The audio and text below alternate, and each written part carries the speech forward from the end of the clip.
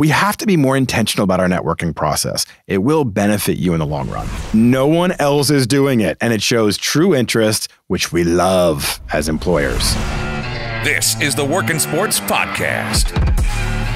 I am recording this on Friday, as is my normal plan, and I am pretty fired up right now. I got a lot of energy rolling through me because I just finished up interviewing Everett Fitzhugh, who is the play-by-play broadcaster for the Seattle Kraken. It was an awesome conversation. I don't know about you, but there are definitely activities on my job, as part of my job, that I get excited for and I get energized by. You know, that feeling is so important to our work lives. If you don't get any of that out of your work life, I'm not saying it's across the board. I'm not saying it's everything you do. That would be irrational and not reasonable. But if you don't have moments in your job where you're like, I am just so excited to do this thing, or once you complete it, you're like feeling this crazy amount of energy from it, you need to change. You need to find something else. You need to go look for something different because you should have that. We work too hard for too long to be miserable. For me, seriously, leading a good collaborative meeting will make me feel so good afterwards. Doing an interview where I really connect with somebody, shooting a video where I feel like I'm providing information that can help and benefit somebody else. Those things, when I finish them, or I know that they're coming up on my schedule, it's like I turn into like this energy powerhouse. I know that sounds so cheesy, but I'm just like, I get charged by it. I feel like the energy is flowing through me. And I don't know, that's got to be a sign that I'm doing the right thing. And I got to tell you, it's got to be a sign if you don't feel that kind of thing, that you're doing the wrong thing. And so you got to find that for yourself.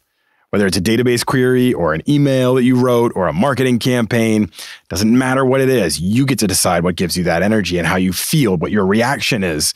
Nobody else gets to determine that. And I am feeling it right now after Everett Fitzhugh. There's something about a conversation that hits, and we're laughing and we're telling stories, and he's really sharing such great insight. And I know it's going to benefit people. I know it is. And it just makes me excited. So I can't wait for y'all to hear that. That interview will come up on the 15th, day after Valentine's Day. So if you can please remind me to get something for my wife before then, that would be great. Thanks for helping. All right, on to today's question from Maggie. Hey, Brian. My name is Maggie, and I'm a senior at the University of Missouri studying journalism and strategic communications.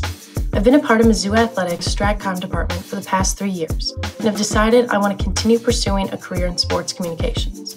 You've talked on the podcast before about how to stand out in the application pool with your resume, but I was wondering if you could talk about the next step of reaching out to people within the organization that you just applied for. As someone who's outgoing and confident when asking for informational meetings, I find myself holding back when it comes to reaching out after applying.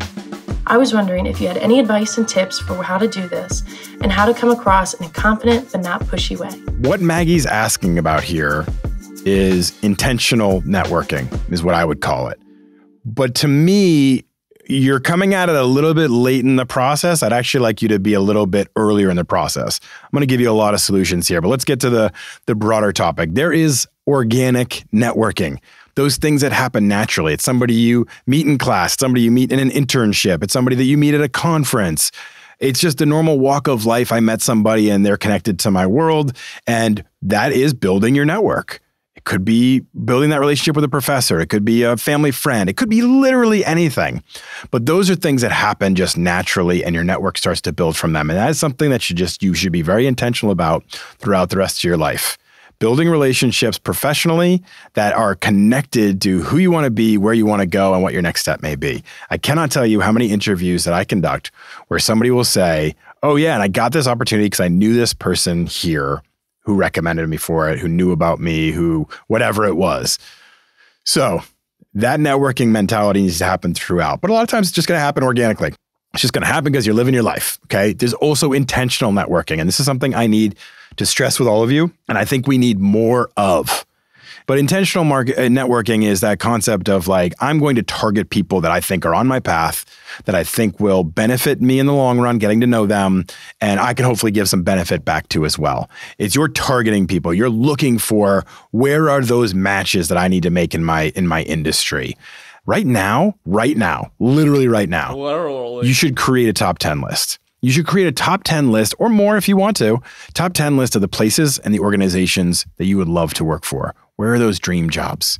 For me, okay, so I'm a Boston guy. I grew up in Boston. For me, it might be the Boston Celtics, New England Patriots, New England Sports Network, Comcast Sportsnet New England. I'm a broadcasting guy. That's kind of what I do. It might be ESPN. It might, all these different kind of dream positions. Create your top 10 list, because at some point, you should be going after your dream jobs.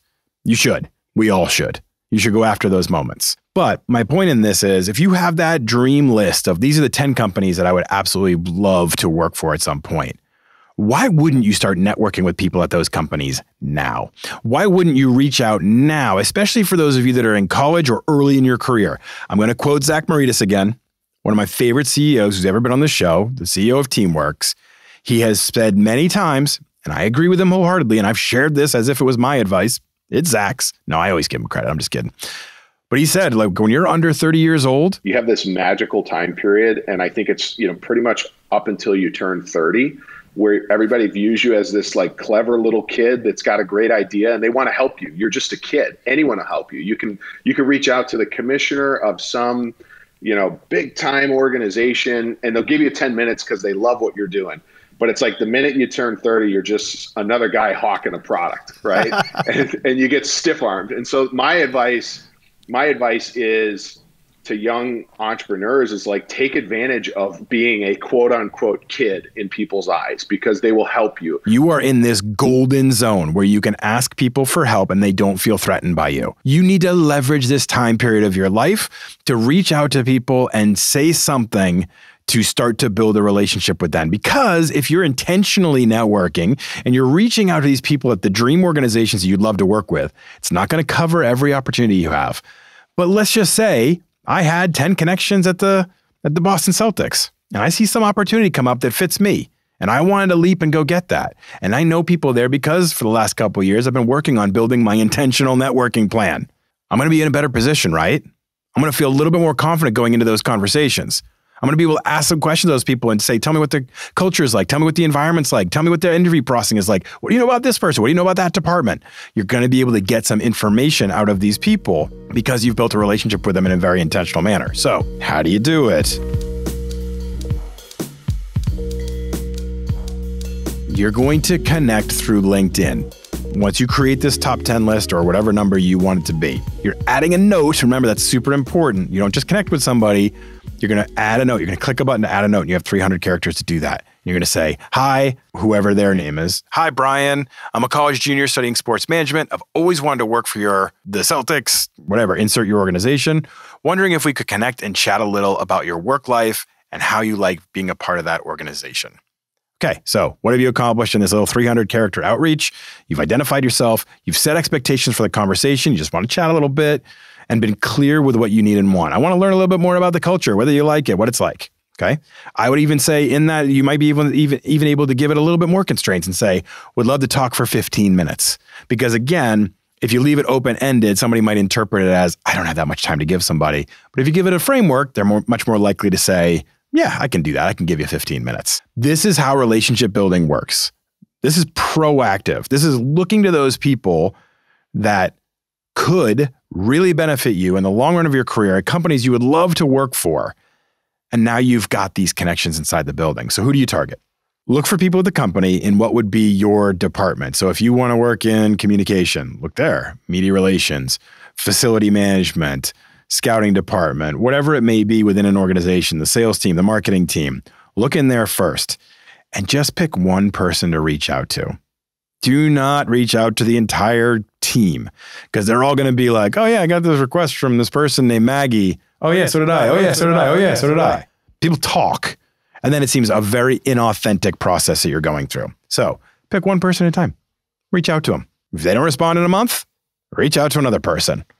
But just do it slowly. Just build over time. We're looking ahead. We're being proactive. We're making decisions for your future, not necessarily needing an instantaneous result. I would also suggest that the most likely group to respond is the under 30 group. They're more connected to getting that first job. They understand how difficult it is out there. They're often very willing to help and provide advice. They've maybe moved up that first step of their career, and they are maybe now making decisions about hiring entry-level staff, but they also know what it was like to be in that entry-level role. Directors and VPs, we tend to get really busy. And the under 30 crowd will usually make a little more time to help. That's not a hard and fast rule. I try to help people all the time. And I'm definitely over 30. But I'm just saying best practice, best idea, leading into that group can be your most benefit. Look for people additionally that you might have a thread with. They went to your school, they graduated from your program, they're in the same group or organization, things like that. A little bit of common ground helps build relationships.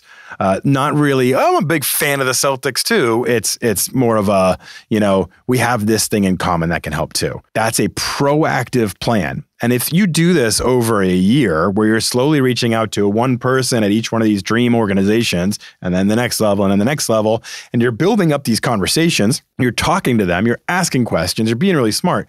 That's how you network. And now you've got a network flourishing in those places you would love to work one day. Now, when the opportunity comes up, you've got some connections in the building. You got some people you can talk to. That's power. But Maggie, I understand what you are saying. You're asking about contacting people after you've applied. And let's be honest, even if you have a dream list, you might find a job someday that's not on your dream list. So you're going to try to network after you have applied. Subtle differences in the approach, but not really that many. First off, let's start with a little bit of motivation. Maggie, you should do this. Everybody should do this. Because no one else is doing it, and it shows true interest, which we love as employers. We love people that really want to work at this job, at this organization.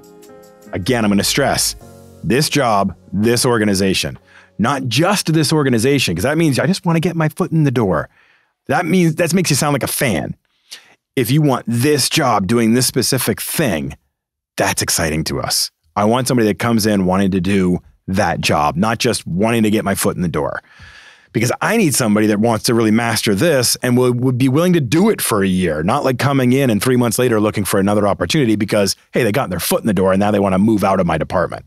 So again, use that same philosophy of doing the outreach by adding a note. Your competition for these kind of jobs are not doing this. They're not actively reaching out to people and building relationships within the building. So it's not like that person that works at, I keep using the Celtics as an example, but it's not like that person at the Celtics is like, every time we post a job, 500 people try to connect with me and become in my network.